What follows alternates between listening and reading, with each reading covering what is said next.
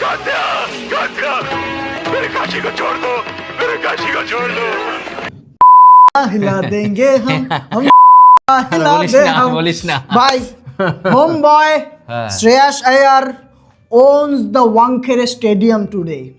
ভাই তুই একবার একটা জিনিস ভাব, ফিল্ডিং দিয়ে হয়তো এই টুর্নামেন্টের সব থেকে এখনো অবধি সেরা ক্যাচ ছিল এটা, প্লাস 66 রানের ইনিংস, 35 বলে 66 রানের ইনিংস, ব্রিলিয়ান্ট ক্যাপ্টেন্সি, মুম্বাইয়ের মাঠে গিয়ে মুম্বাইকে হারানো, তাও আবার নিজের মাঠ, ক্রাউডকে দরকার? চুপ করানো, যে ক্যাচটা ধরার পরে শ্রেয়াস আয়ার কিন্তু আজকে পুরো ছেয়ে ছিল, কেউ আটকাতে পারবে না। পাঞ্জাব কিংস কিন্তু এখনো অবধি এই আইপিএলে আনবিটেন রয়ে গেছে, টোটাল 5টা ম্যাচ, তার মধ্যে 4টে ম্যাচ চেস করে জিতেছে। ভাবতে পারছিস তুই, তার মানে পাঞ্জাব কিংস কোন লেভেলে রয়েছে এখন, টপ টপ টপ লেভেলে রয়েছে। আর এদিকে মুম্বাই ইন্ডিয়ান্স ভাই 4টে ম্যাচ পর পর, মনে কর তুই কোমায় ছিলি, ঠিক আছে, গত কয়েক মাস ধরে কোমায় ছিলি, তুই হঠাৎ করে উঠলি, উঠে বললাম যে তোকে মুম্বাই ইন্ডিয়ান্স 5টা ম্যাচে পরপর 4টে ম্যাচ হেরেছে, তুই বিশ্বাস করবি? এটা বাদ দে, মুম্বাইয়ের মাঠে পরপর 2টো ম্যাচ হেরেছে, এইটা বিশ্বাস করবি? আরসিবির কাছে হারলো, প্লাস পাঞ্জাব কিংসের কাছে হারলো। মুম্বাইয়ের মাঠে মুম্বাইকে হারানো এত মুশকিল, যদিও বা পাঞ্জাবের সঙ্গে 17 সমান হেড টু হেড ছিল, আর ওয়াংখেড়ে স্টেডিয়ামে যদি দেখি আমরা সমানই কিন্তু ছিল, 5টা না 6টা ছিল সামথিং। তো পাঞ্জাব কিংস কিন্তু এই জিনিসটাকে একদম বজিয়ে রেখেছে, মুম্বাই কিংসকে হারিয়ে দিয়ে টেবিল টপার এখন Punjab Kings, unbeaten team, Shreyas আইয়ারের সারপাঞ্চ। তারপরে হাততালি দিতে হবে কিছুর জন্য প্রাপসিমরন সিং, কি ফাইন ভাই প্রাপসিমরন সিং, কোথা থেকে সেই কিন্তু অভিষেক শর্মার ব্যাচের ছেলে, কিন্তু এরা আর্শদীপ সিং, প্রাপসিমরন সিং, এরা কিন্তু ওই একই ব্যাচের ছেলে। প্রাপসিমরন সিং কিন্তু মানে যদি আইপিএল, তুই বলছিলি ওটা, আইপিএল যদি না থাকতো এদের কিন্তু আমরা খুঁজে পেতাম এরকম একটা ট্যালেন্ট যে আরামসে সেঞ্চুরি মারতে পারতো আজকে 39 বলে 80। আর আমরা এর আগেও দেখেছি সেঞ্চুরি মারতে, এর আগেও দেখেছি এরকম পারফরমেন্স করতে। বর্তমানে কিন্তু অরেঞ্জ ক্যাপের লিস্টে 5 নম্বরে উপস্থিত রয়েছে কিন্তু প্রাপসিমরন, আর 6 নম্বরে কিন্তু শ্রেয়াস আয়ার রয়েছে। তুই ভাব এই জিনিসটা। আমি সবার প্রথমে এই ম্যাচের উপরে যদি আসি, সবার প্রথমে আমি একটা শখস নিয়ে কথা বলতে চাইবো এখানে, একটা প্লেয়ার নিয়ে, সেটা হচ্ছে হার্দিক পান্ডিয়া। মুম্বাইতে আসলো, মুম্বাই ইন্ডিয়ান্সের পুরো পানতি লাগিয়ে দিয়েছে হার্দিক পান্ডিয়া, একদম নিজের তো পারফরমেন্স নেই সেটা বাদ দিলাম, ভালোই ছিলি, কিন্তু দেখ টোটাল 33টা ম্যাচে, এই ম্যাচটাকে নিয়ে 33টা ম্যাচে ক্যাপ্টেন্সি করেছে হার্দিক পান্ডিয়া, তার মধ্যে 14টা ম্যাচ মাত্র জিতেছে, 19টা ম্যাচ কিন্তু হেরেছে হার্দিক পান্ডিয়া মুম্বাইয়ের ক্যাপ্টেন্সি করতে গিয়ে। সেখানে গুজরাটে কিন্তু অন্যরকম কেস ছিল, গুজরাটে তোর হচ্ছে 31টা ম্যাচ খেলেছিল, তার মধ্যে 22টা জিত আছে, 9টা লস আছে। গুজরাট থাকা অবস্থায় ও লাক ঠিকঠাক ছিল, হ্যাঁ সেইখানে কিন্তু হার্দিক পান্ডিয়া একদম না পয়সা, এইটা ভাই কেউ বলতে পারবে না। যেখানে সূর্য কুমার যাদব রয়েছে মুম্বাই ইন্ডিয়ান্সে, দরকার ছিল, তারপরে রোহিত শর্মা আছে, বুমরা আছে, এরকম প্লেয়ার থাকতে হার্দিক পান্ডিয়াকে দিয়েছে। তবে যেটা করতে চেয়েছিল মুম্বাই ইন্ডিয়ান্স সেটা কিন্তু একদম পুরো ফ্লপ করে গেছে একদম। এই রকম টিম নিয়ে তুই ভাব কারা কারা আছে আর কারা কারা নেই টিমটার মধ্যে। বেশি মাথা হয়ে গেলে যা হয়, বেশি মাথা প্লাস বেশি মানে নন প্লেয়ার যেটাকে বলে আর কি।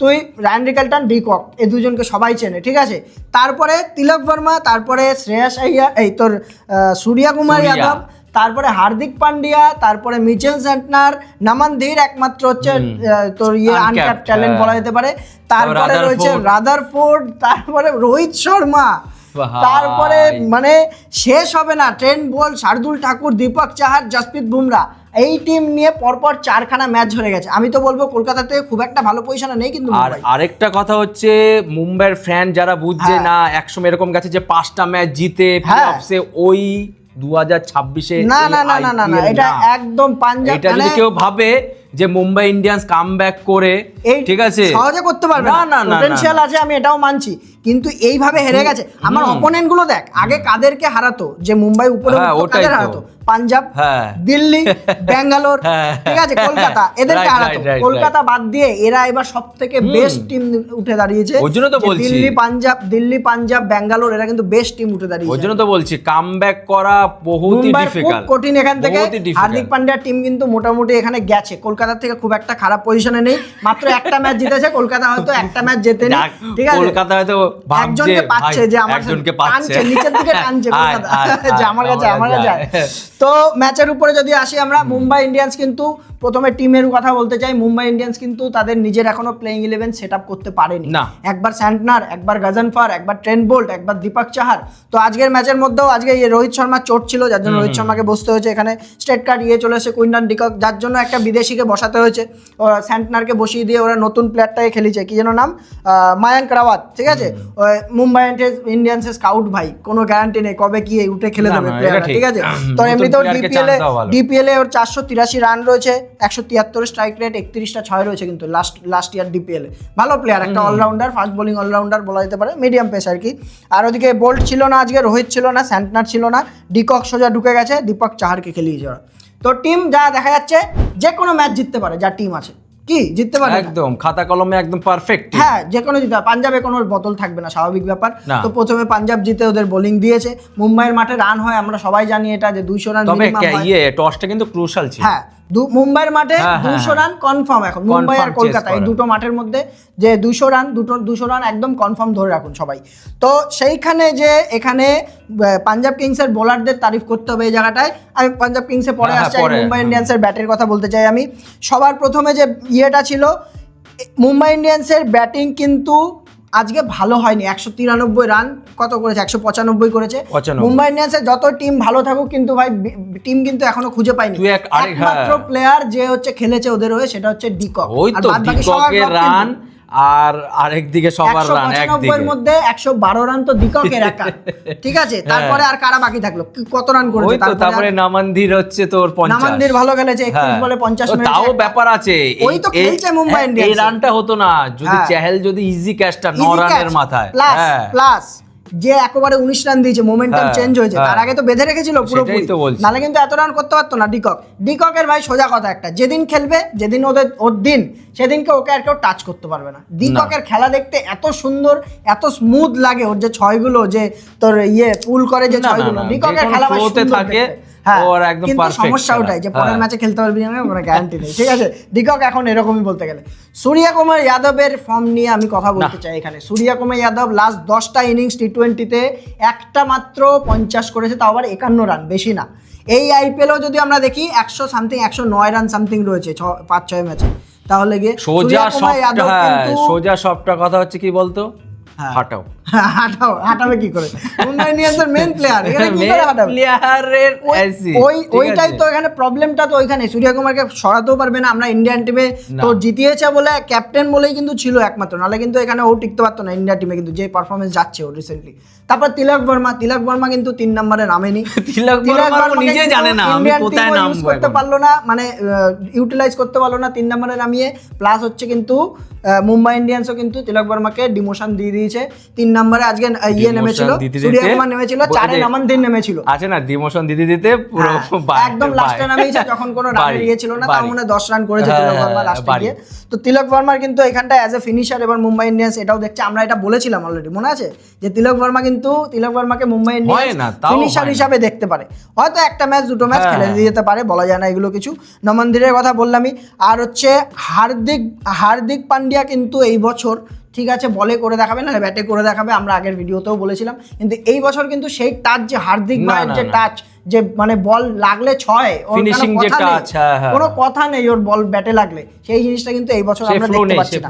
আর আউটটাও হয়েছে বল কিভাবে, শ্রেয়াস আয়ারের ক্যাচটা বল একবার তুই এই বছরে তোর, আমার মতে এই বছরে এখনো অবধি, এই বছরের এই ম্যাচে এখনো অবধি সেরা, মানে এই অবধি সেরা ক্যাচ। ও মানে ক্যাচটা ধরছে, পড়ে গেছিল, মনে হলো ও মানে তুললো বডিটাকে হাওয়ায় থেকে, মানে লাস্ট 3.5 মিটারের কিন্তু জাম্প করেছিল লাস্ট মোমেন্টে। আর সূর্যকুমার আর রোহিতের রিঅ্যাকশনটা দেখলি তুই, এটা কি হলো? ওই তারপরে উঠে যে ও যে ক্রাউডটাকে বলা যায় এরকম করছে, ওই জিনিসটা ভাব ও কতটা মানে পাম্পড আপ হয়েছিল আজকে। বসে দুইজন মানে সূর্যা আর হচ্ছে রোহিত ভাবছে কি বলতো, যে ফিটনেস ভাই কোথা থেকে কাকে বলে না, এটা যদি বলিস মডার্ন ফিল্ডিং এর, এটা হচ্ছে best example modern day fielding এর, ঠিক আছে। এটা রোহিত শর্মার সময়কার না, রোহিত শর্মা বাদ দিলাম, এটা মোহাম্মদ ক্যাফ এরকম ফিল্ডিং করতে পারবে না ভাই, সোজা কথা। এই জন্য যুবরাজ সিং, মোহাম্মদ ক্যাফ এরকম করতে পারবে না, সেই স্ট্যান্ডার্ডে এই ম্যাচ হতো। এই জন্যই তো বলছি যে catch win the match, catch যে নেবে এরকম টাফ, কারণ এটা হার্দিক পান্ডিয়া ভাই, হ্যাঁ। ঠিক আছে, ওই ক্যাচটা 6 হয়ে যেতে পারতো আরামসে 6, হ্যাঁ। এটা লেখা ছিল 6 বলের মধ্যে। তারপরেও একটা ফ্লো পেয়ে যেত হার্দিক পান্ডিয়া, ওই লাস্টে ওখানে রান করে দিয়ে যেতে পারতো, যেখানে রানটা 195 কোটি যে আরামসে 210 কোটি হয়। তুই ভাব একটা প্লেয়ার 60 বলে 112 রান করে দিয়ে যাচ্ছে, তাহলে বাদবাকি প্লেয়াররা করলো কি ওই জায়গাটা? এটাই তো কথা। এই ম্যাচটা তো জেতার ছিল, মুম্বাইয়ের হাতে ছিল তো ম্যাচটা, পুরো 16 ওভার অবধি পুরো মুম্বাইয়ের হাতে ম্যাচ ছিল। তারপর থেকে গিয়ে পাঞ্জাবের বোলিং ভাই কিন্তু সেরা, এই বছর যা তারিফ করতে ইচ্ছা করছে পাঞ্জাবের বোলিং এর, ঠিক আছে। আর্শদীপ সিং যে ওয়াইড কিং আমরা বলি, ঠিক আছে, আজকে এসে কিন্তু কামাল করে দিয়েছে ভাই, 2খানা পরপর উইকেট। রায়ান রিকেলটন আর হচ্ছে তোর সূর্য কুমার পরপর 2 বলে 2টো উইকেট একদম এসেই। তারপরে আবার 4 ওভারে 22 রান দিয়ে লাস্টে আবার একটা উইকেট, 3 উইকেট তুলে নিয়ে গেছে। তার মধ্যে 13টা ডট বল, 13টা আজকে ডট বল, যেখানে হোয়াইট বল থাকে সেখানে 13টা কিন্তু ডট বল ছিল। তারপরে তো পাঞ্জাব কিংস নতুন একটা ব্রেক থ্রু আর পেয়েছেই, নতুন একটা অলরাউন্ডার শশাঙ্ক সিং। আগের দিনও 2 উইকেট ছিল, এই ম্যাচেও 1 উইকেট তুলে নিয়ে যাচ্ছে মাঝখানে। এটা কিন্তু সারপ্রাইজিং প্যাকেজ। মার্কাস স্টয়নিস থাকতে তোমার কাছে তুমি কিন্তু ওইখানটায় শশাঙ্ক সিংকে বল দিচ্ছ, এটা কিন্তু একটা বড় ব্যাপার যে কতটা ট্রাস্ট দেখাচ্ছে ওর উপরে। মানে এটাই তো ভাই একটা ভালো টিমের একটা বন্ডিং। তবে চাহাল কিন্তু আজকে মার খেয়ে গেছে 3 ওভারে 45। ওর যে 1 ওভারে 19 রানের ওভারটা, সেটা ফার্স্ট ওভার সেই জায়গাটা কিন্তু ভুলে যায়, খেলাটা ওই জায়গাতে ঘুরে যায়, 3 ওভারে 45 খেয়ে গেছে। আর মুম্বাইয়ের বোলিং, গাজানফার বাদ দিয়ে, গাজানফারকে খেলিয়েছে উইকেট টেকার, ঠিক আছে, খুব ভালো বল করেছে, খুব ভালো বলও করেনি বলতে গেলে, 2 উইকেট পেয়েছে, শুধু মারই খেয়েছে। তবে কনসার্নিং যে ব্যাপারটা মুম্বাই ইন্ডিয়ান্সের, আমি মনে করছি এখানে জাসপ্রীত বুমরা কিন্তু ফর্মে নেই। 19 ওভার বল করেছে এই আইপিএলে, 100 সামথিং রানও খেয়ে গেছে, একটাও অব্দি উইকেট পায়নি জাসপ্রীত বুমরা কিন্তু। আজকেও 4 ওভারে 41 ছিল মেন অস্ত্র, এই ম্যাচেও কিন্তু 4 ওভারে 41 খেয়েছে, সেটা ভাব, ঠিক আছে, যেখানে এক ওভারে 5 রান দিয়ে গেছে, এক ওভারে কিন্তু মারও খেয়ে যাচ্ছে। তার মানে যে 6টা মেরেছে আজকে বুমরাকে, ওফ দেখার মতো, তার মানে ওরই অবস্থা। হ্যাঁ, জাসপ্রীত বুমরার এই অবস্থা, তুই বাদবাকিদের অবস্থা শোন। দীপক কালাল বলছি, দীপক কালালি 2 ওভার 3 বলে 45, কাঙাল, হ্যাঁ 2 ওভার 3 বলে 45, বা সুইং বলে, swing master, swing queen. Shardul Thakur 3 ওভারে 42, কি রান খেয়ে আছে ভাই। এইভাবে রান চেস করছে পাঞ্জাব ইন্ডিয়ান্স বলছি, পাঞ্জাব, ঠিক আছে, এটাকে ভাবতে পারে যে 4খানা ম্যাচ চেস করে জিতে গেল এই বছর। আজকের ম্যাচটা মানে এই মুম্বাই ইন্ডিয়ান্স আর পাঞ্জাবের ম্যাচটাতে একটা জিনিস বললাম তো, কি বলতো, মুম্বাইয়ের কোনো স্ট্র্যাটেজি নেই। হ্যাঁ, স্ট্র্যাটেজি নেই তো, যা বোঝা যাচ্ছে পারছে ভাই, টিম ঠিক করতে পারেনি। Kolkata same problem. আর মুম্বাই আর পাঞ্জাবের ব্যাটিং বল, হয় প্রিয়াঙ্ক চারিয়া আর প্রভ সিমরান একসাথে খেলে দিয়ে যাচ্ছে, নালে আউট হয়ে গেছে এই ম্যাচে। উপর কোনলি আউট হয়ে গেছে, কোনো ব্যাপার না, 2 উইকেট পড়ে গেছে। প্রভ সিমরান কতটা ও স্টেবিলিটি দিচ্ছে ওপেনিং এ নেমে, যে প্রত্যেক ম্যাচে কোনো কিছু না কিছু রান করে দিয়ে যাচ্ছেই, আরামসে সেঞ্চুরি ছিল কিন্তু। এর জন্যই তো শ্রেয়াস আয়ার একটা কথা বলছে টিমের মধ্যে এমন একটা কনফিডেন্স চলেছে না, যাকে সে ডাকছে ও বলছে আমি করে দেখবো, আমার উপর ছেড়ে দাও, তাই তো হচ্ছে। অরেঞ্জ ক্যাপ লিস্টে চলে এসেছে 5 নম্বরে, প্রথমে বলেছিলাম। তারপরে হচ্ছে তো শ্রেয়াস আয়ারের ব্যাপারে কি বলবো আর, ভাই কি ফ্লো ব্যাটিং যে এত ইমপ্রুভ করেছে, ঠিক আছে, এই বছর, আগের বছর আর এই বছর, বিশেষ করে কলকাতার বছরও ছিল বলতে গেলে। তবে এই দুটো যে ও টি20-তে, ঠিক আছে, এটা নিয়ে আমি একটু কথা বলতে চাই যে টি20-তে শ্রেয়াস আয়ার ব্যাটিং এতটা ইমপ্রুভ করেছে, এইভাবে স্ট্রাইক রেট ইমপ্রুভ করেছে। আমার কিন্তু এখানে ডাউট হচ্ছে যে সূর্য কুমারকে রিপ্লেস করবে শ্রেয়াস আয়ার ইন্ডিয়ান টিমে, দরজা এটা মানিস কিনা, দরজা ভাঙুক আর না ভাঙুক, সূর্য কুমারের মনে হয় লাইক রিপ্লেসমেন্ট হবে। যেমন সূর্য কুমার 4 নম্বরে খেলে, এখানে কিন্তু শ্রেয়াস আয়ারও 4 নম্বরে চলে আসবে। শ্রেয়াস আয়ার ক্যাপ্টেন্সি করে, সেখানে কিন্তু সূর্য কুমারের জায়গায় কিন্তু শ্রেয়াস আয়ার ক্যাপ্টেন্সিও করবে ইন্ডিয়ান টিম। তার মানে কি সূর্য কুমারের কি ক্যারিয়ার খাচ্ছে শ্রেয়াস আয়ার? তুই দেখ না, 26টা টোটাল, কত 40টা না সামথিং ম্যাচ খেলেছে, তার মধ্যে 26টা ম্যাচ জেতাও, তাও চেস করতে গিয়ে 40টার মধ্যে 26টা ম্যাচ জেতার মানে রেশিওটা ভাব। তাহলে কেন ইন্ডিয়ান টিম দেখবে না ওকে, বল? ওটাই তো বলছি, মানে আজকে শুধু 200টা হলে 10 বার 200 রান চেস করে জিতেছে, তাহলে 262 তো সব মনেই আছে কলকাতার ফাইনালে। মানে আজকেও 200 হলে 11টা হতো, যেহেতু ওরা 200 করতে পারেনি, ব্যাড লাক। পরে মার্কাস স্টয়নিস ছিল, শশাঙ্ক সিং ছিল, মার্কো ইয়ানসেন ছিল, কে এখনো ব্যাটসম্যান বসেছিল। পাঞ্জাব কিংস কিন্তু আনস্টপেবল, এই বছর ধরতে পারবে না কেউ পাঞ্জাব কিংস। এবার একটা ম্যাচ আগের বছর যেমন সেটা কারোর হাতে থাকে না, ঠিক আছে, যতটাই হোক কিছু না কিছু লাক কাজ করে একটা ম্যাচের, কারণ আরসিবি 2বার ফাইনালে উঠে প্লে অফসে পাক্কা একদম 200%। তো দেখা যাক কি হয় না হয়। পাঞ্জাব মুম্বাই ইন্ডিয়ান্সের সাথে কি হচ্ছে এটা দেখা কিন্তু একটা উল্লেখযোগ্য ব্যাপার যে কলকাতার দোষ, মুম্বাই ইন্ডিয়া টানছে, মুম্বাই নিচে আমাদের চেন্নাই কিন্তু উঠে গেল, চেন্নাই কিন্তু ফর্মে চলে আসছে। তো মুম্বাই লাস্টের আগে কলকাতার উপরেই রয়েছে, 2 নম্বরে রয়েছে। কলকাতার কথা মনে পড়াতে এটা মনে পড়লো যে আজকে ম্যাচ আছে কলকাতা আর জিটির। मुझे क्या लगता है इस मैच में कोई नहीं जीतेगा। हमारा मर्जी, इस मैच में कोई नहीं जीतेगा। ना हमारा मर्जी, हम नहीं जीतेंगे। তুই কলকাতার টিমে কি চেঞ্জেস এক্সপেক্ট করছিস? চেঞ্জ তো ভাই আমি তো মনে করি আমি কিছু এক্সপেক্ট করছি না। আমি বলছি আমি এটা লাগে এখানে লাগে সত্যি তাই। তুই কলকাতার অবস্থা ভাব, তুই এখানে কাকে রাচিন রবীন্দ্রকে আনবি? ও এসে কি খেলে দেবে? সেই খেলে দেবে ও। আরে বাবা সেই তো রাহানে ওপেনিং করবে, খেলবে, রাহানে ক্যাপ্টেন্সি করবে, রাহানে আসবে। যতদিন ওকে না সরাচ্ছে আমরা কিছু বলার নেই, কিছু চেঞ্জ করার নেই। যা টিম ছিল আগের দিন পারফেক্ট টিম ছিল আমি মনে করি। পারফরম্যান্স কোথায়? পারফরম্যান্স তো চাই। 191 এর আটকেছো চেন্নাইকে, খুব ভালো।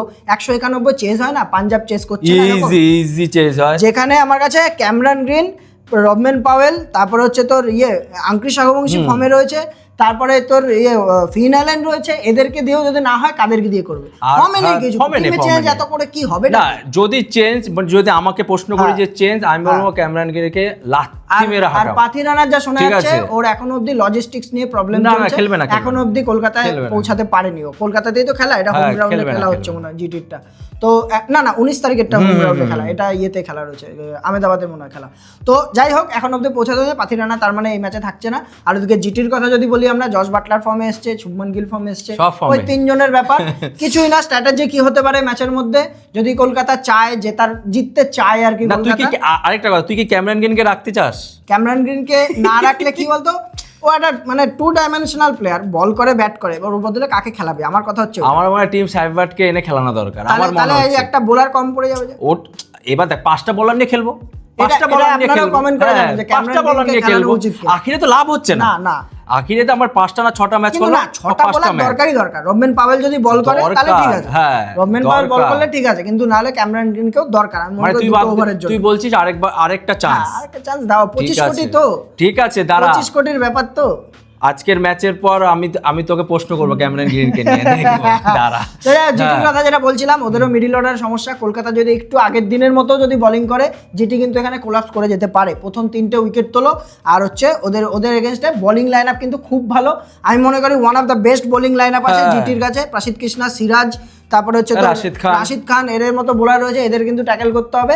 আমি মনে করি প্রথমে হচ্ছে ব্যাট করে বড় দাও। আর ওদের যেহেতু ব্যাটিং কমা, আমাদের এখানে কিন্তু বোলিং এর উপর বেশি জোর দিয়ে, এখানে আমাদের বলছি কলকাতার, আমি এখন গ্যারান্টি দিই আমার, ঠিক আছে? তো যাই হোক কলকাতা চেস করতে পারছে না, এটা এবার এর থেকে বেশি স্ট্র্যাটেজি পাচ্ছে না।